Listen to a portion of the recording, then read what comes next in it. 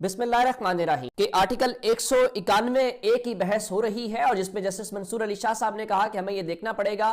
کہ کیا عدالتی دار اختیار واپس لیا جا سکتا ہے کہ نہیں لیا جا سکتا۔ اب اس سے ایک بڑی کوشش ہے، بڑی کاوش ہے، اب دعا کرے کہ اللہ کرے کہ یہ کامیاب ہو جائے۔ اس کی وجہ یہ ہے کہ یہ صرف سیاسی معاملہ نہیں ہے، بلکہ یہ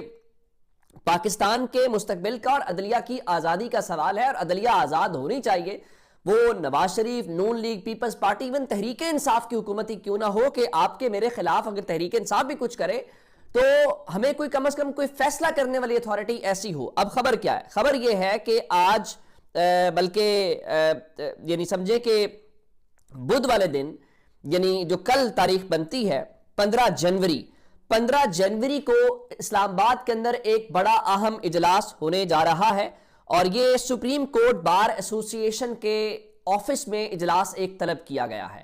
اب آپ نے دیکھا کہ ججز سوال اٹھا رہے ہیں، درخواستیں سپریم کورٹ میں لگی ہوئی ہیں، ان درخواستوں کا کچھ نہیں ہو رہا، تو اس کے بعد کیا ہو سکتا ہے؟ کیونکہ بار بار لوگ سوال اٹھاتے ہیں کہ کیا وکلا صرف نعرے لگائیں گے؟ آپ کی وکلا تحریک کہاں پہ ہے؟ آپ کی جوائنٹ ایکشن کمیٹی کہاں پہ ہے؟ آپ نے کام کیا کرنا ہے؟ اب وکلا کی ایک آل پاکستان وکلا ایکشن کمیٹی بنی تھی، اس کا اجلاس 2 بجے اسلام آباد کے اندر کل 15 تاریخ کو طلب کر لیا گیا ہے، اور اس اجلاس کی جو صدارت ہے، اصل بات یہ ہوتی ہے کہ لیڈرشپ کون کرے گا۔ اس اجلاس کی جو صدارت ہے وہ منیر اے ملک صاحب کریں گے، اور اس کے علاوہ اس میں جو جید وکلا ہیں، جید وکلا سے مراد یہ ہے کہ سپریم کورٹ بار ایسوسی ایشن کے جو سابق صدور ہیں، جس میں حامد خان خود شامل ہیں، جس میں علی احمد کرد شامل ہیں، جس میں عابد زبیری شامل ہیں، اور جس میں سپریم کورٹ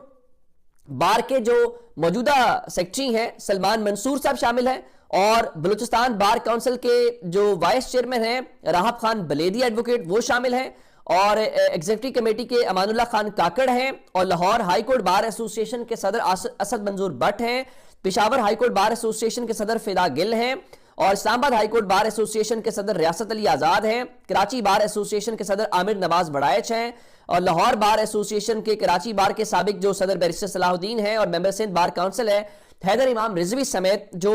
بڑے وکلا ہیں وہ شرکت کریں گے۔ اور اس اجلاس کا جو 1 پوائنٹ ایجنڈا کہنا چاہیے وہ یہ ہے کہ 26ویں آئینی ترمیم کے خاتمے کے حوالے سے جو تحریک ہے اس پر غور کیا جانا مقصود ہے، تاکہ اس کے اوپر غور کیا جائے کہ اس کو کیسے ختم کیا جا سکتا ہے۔ اب چونکہ ہمیں کہا گیا تھا کہ جی سپریم کورٹ جو ہے آئینی بینچ وہ سنے گا دوسرے ہفتے میں، اب ایک درخواست ایسی بھی آئی تھی کہ آپ یوں کریں، جو غالباً لاہور ہائی کورٹ بار ایسوسی ایشن نے دائر کی تھی، کہ آپ اس میٹر کو چلیں لے جائیں جوڈیشل کمیشن میں، اور جوڈیشل کمیشن میں یہ بات آنی چاہیے کہ جو 26ویں آئینی ترمیم ہے، چونکہ آئینی بینچ اس کا بینیفیشری ہے تو وہ تو فیصلہ نہیں کر سکتا نا،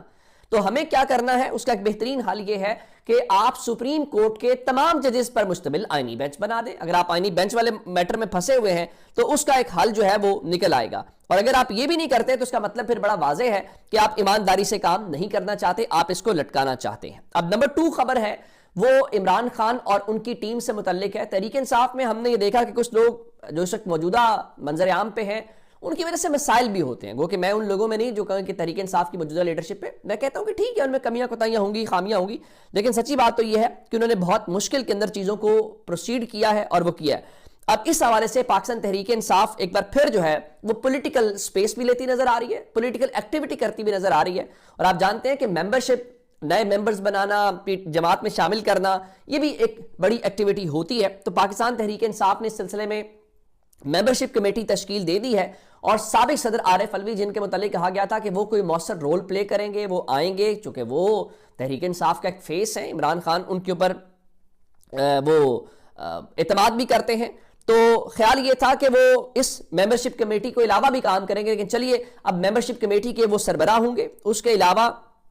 فردوس شمیم نقوی ہیں، مونس الہی ہیں، خالد خورشید ہیں، جبران الیاس ہیں،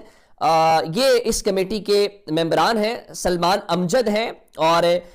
یہ جو ڈاکٹر سلمان کے علاوہ 8 لوگ ہیں، اور نمبر 9 کے اوپر 1 representative from each province the president اور ہز نومنی، یعنی ان 8 ممبران کے علاوہ جو 9ویں نمبر کے اوپر یا تو اس صوبے کا صدر یا اس کے جو بھی نومنی ہوگا، اس میں چلے وہ تو چلے ہیں ہی ہیں کہ ڈاکٹر عارف علوی آئے ہیں، اس میں ممبرز بڑے امپورٹنٹ ہیں اور بڑے معنی خیز اس میں شامل کیے گئے ہیں، چونکہ فردوس نقوی سندھ سے ہیں، مونس صلاحی وہ کہ ملک سے باہر ہے، چونکہ خیال تھا کہ شاید چودھری پرویز علی چودھریوں کی وہ، لیکن انہوں نے اس کو شامل کر کے میسج دیا کہ پی ٹی آئی کے لیے وہ اتنے امپورٹنٹ ہے۔ خالد خورشید صاحب جو ہیں جن کو ابھی حالیہ 34 سال کی سزا سنائی گئی ہے، ان کو اس میں شامل کیا گیا ہے۔ نعمان افضال کے علاوہ جو جبران الیاس ہیں وہ شامل کیا گیا۔ آپ جانتے ہیں کہ جو حالیہ پوری کیمپین ہے یہ جبران الیاس کو لے کے بہت زیادہ کہا جاتا ہے کہ جو سوشل میڈیا ہے شاید وہ اس کے اوپر وہی حاوی ہیں، تو ان کو کنٹرول کیا جانا بڑا ضروری ہے۔ اچھا، تو اگر تحریک انصاف ان کو شامل کر رہی ہے تو اس کا مطلب بڑا واضح ہے کہ تحریک انصاف ان کو اون بھی کرتی ہے، اور ظاہر ہے وہ ان کی ایک لیڈنگ فورس کے طور کے اوپر سامنے بھی آتے ہیں۔ اچھا، اب ایک خبر اور ہے، اور وہ کہتے ہیں نا کہ صبح کا جو بھولا ہے یا بھولا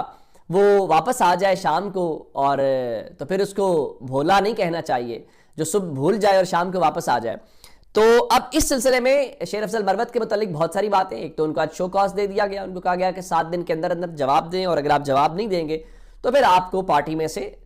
وہ آپ کی سسپینڈ کیا جا سکتا ہے یا پھر پارٹی کو نکالا بھی جا سکتا ہے۔ لیکن اب وہ ذرا لائن پہ واپس آئے ہیں۔ پہلے تو خیر وہ عمران خان کے اکاؤنٹ کے اوپر بھی بات کرتے تھے اور بتاتے تھے کہ شاید اس وجہ سے مسائل ہیں، تو اب وہ کہتے ہوئے دکھائی دیے کہ اللہ نے عزت شہرت دی ہے وہ عمران خان کے طفیل ہے۔ یہ بات ٹھیک ہے، آپ بھی کل پرسوں یہ کہہ رہے تھے کہ آپ یہ محنت نہ کرتے تو یہ کھمبے بھی نہ جیتتے۔ چلیں، آپ کو وہ کہتے ہیں نا کہ دیر آئد درست آئد، اگر آپ کو اس بارے میں یہ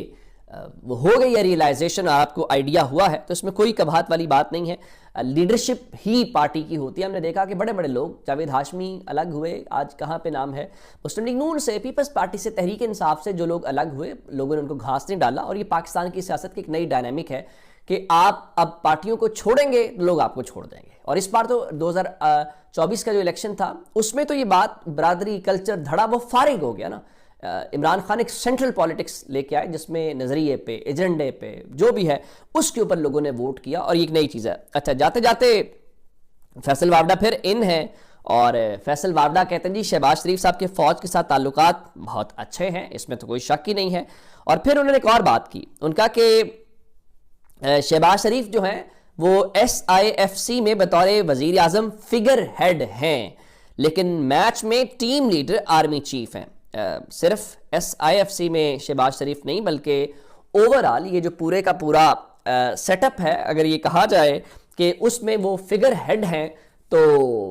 میرا خیال ہے یہ کہنا غلط نہیں ہوگا۔ اور شہباز شریف ایک ظاہری جو کردار ہے، اس کے علاوہ ان کے پاس کتنا اختیار ہے، کتنی حکومت ہے، وہ ان کو بھی پتہ، اور ہمیں بھی سب کو پتہ ہے۔ اپنا بہت سارا خیال رکھیے گا۔ خدا حافظ۔